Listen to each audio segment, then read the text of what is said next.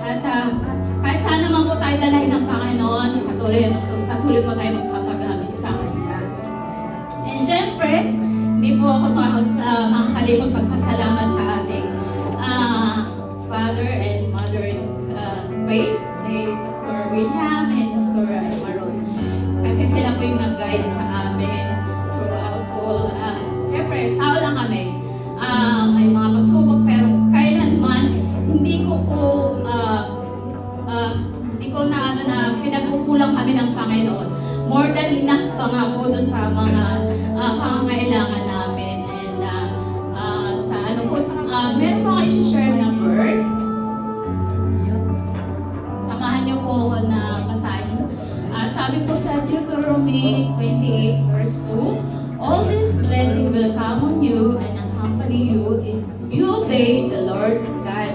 And sabi nga po dun sa message po ni Pastora, kung natatandaan po natin, dun po sa ginawa niya example na yung isang anak po na nag-request po sa kanyang ama na humiling siya na ibigay ko ano yung nais niya. And sa madaling sabi, hinihan siya ng isang ama ng pabor na kapag nagawa niya to, ibibigay niya kung ano yung nais ng ama niya. And sa madaling sabi na ibigay po ng ama yung gusto ng anak. And lately lang po niya na-discover na kung ano yung ibinigay ng ama niya sa kanya. And ganoon po tayo bilang anak ng Panginoon.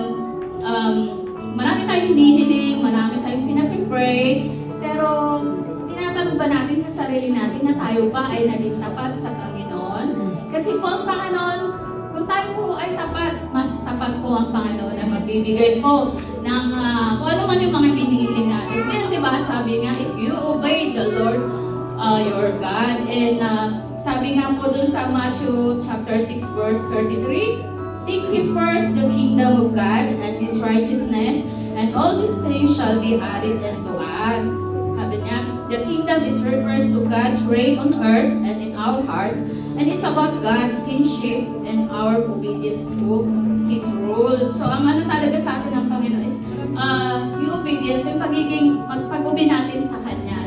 Isa po sa pagbibigay ng ating mga kaloob, isa po yan sa rules ng Panginoon. Kung tayo po ay gusto nating i-bless, tayo din po ay mag-ubi sa ating Panginoon. And sabi nga po ni Pastora, I will restore twice as much to you sa Zechariah 9:12. So kung ano po yung mawala sa atin, huwag po natin kakinayaan kasi ibabalik po yan ng Panginoon na doble-doble po sa inaasahan po natin. Huwag po tayo matakot. Kasi ako kailanman di ako natakot. Kasi tutusin po, hindi po akin kung ano man yung meron ako.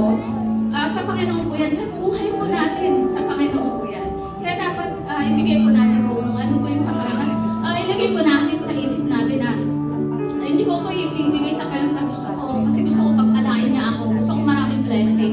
Ang ilagay po natin sa isip natin is pagkapasok po ng sahod natin sa mga account natin, ay, ibabalik ko na agad sa Panginoon kasi para po sa Kanya. Kasi ganun po yung ano ko pasok po ng sweldo ko, hanggang maaari ayoko po talagang gumastos nang hindi ko po na ibibigay yung para sa Panginoon. Kasi